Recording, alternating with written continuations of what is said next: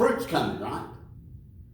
Now, if you're like my mother-in-law has a pear tree, and I love pears, and she's got a pear tree, and 2 years ago, that pear tree looked like it was dying, so her son went out there and just started cutting a bunch of dead limbs up, piled them up, burned them. And then last spring, we noticed that limbs was coming back and there was some blossoms. So we were all in great anticipation because she makes pear jelly, and I was like, well, boy, I'm going to get some pear jelly, and we're going to get some pear.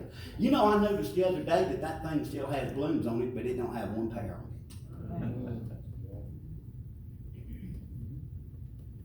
it.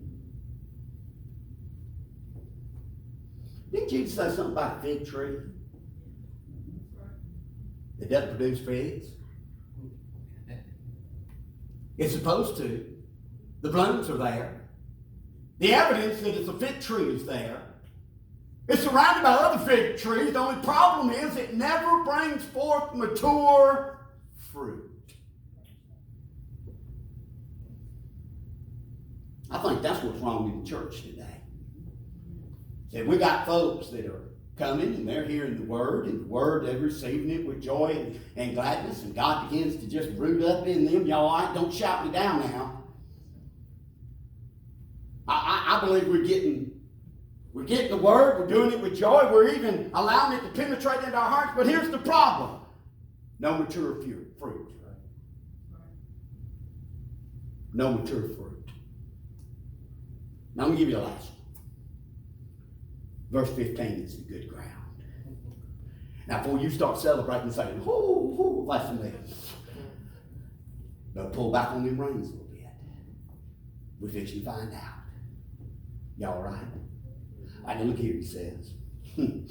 But the ones that fell on good ground were those who, having heard the word with a noble and good heart, kept it.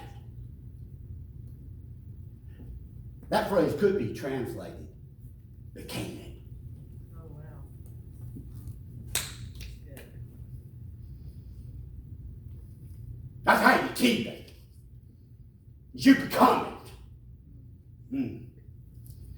And bear fruit with patience. Now, if you look over here in verse number 9, Jesus says, but others fell on good ground, sprang up. Look here.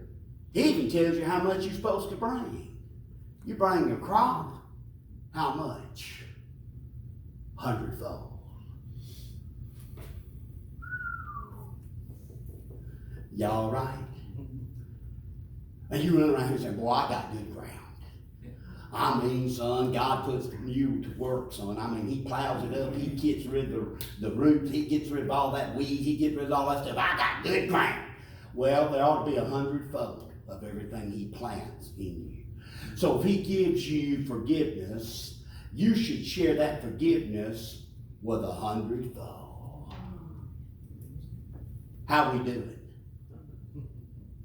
God shows you mercy and you become a merciful person. That ought to be 100-fold.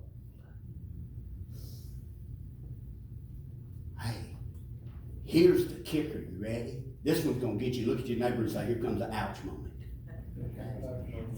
If God's giving you salvation, you're supposed to have 100-fold. I'm looking at some folks in here that's not one. I think you're a little out there. Y'all right? I'm not saying you take that literal. Could that be figurative? No. I believe Jesus says good soul is going to bring 100-fold return. Because, by the way, whose soul is it? Ain't yours no more. Y'all all right? Y'all didn't get that. You're right on past you. Noble heart. You got a noble heart on your own? Whose heart have you got to become? You going to tell me my God can't bring 100-fold? Well, here's the problem. We haven't checked our ground in a long time. We don't know what soul we are. I ain't got time to go into it. Beginning in verse number 16, Jesus says something like this. Who has a lamp and it's lit and you're going to stick it underneath the table where nobody can see it? You know what Jesus talked about? He's just talking about, hey, there ought to be evidence and proof. If you are who you say you are and you think you are with Christ, everybody ought to see it, including you. So I know you're sitting here today saying, "Well, Brother Sam, I'm that good ground, son. All right, how's your 100-fold?" Well, I ain't got it yet. You better back up and check one of them other two. And you might not want to go all the way back to number one. You might be number one. Might not be no fruit because you hadn't been planted with the right tree. Let's pray together. Heavenly Father, would you speak into hearts now and bring about change? Amen. Reveal to us, Father, the true condition of our heart. What are we doing with what you've given us? In Christ's name. With heads bowed and eyes closed, and Sharon begins to come into play. If you're here today and you need to make a decision, maybe you're here today and say, "Brother Sam, I'm one of those religious folks. I need to be saved."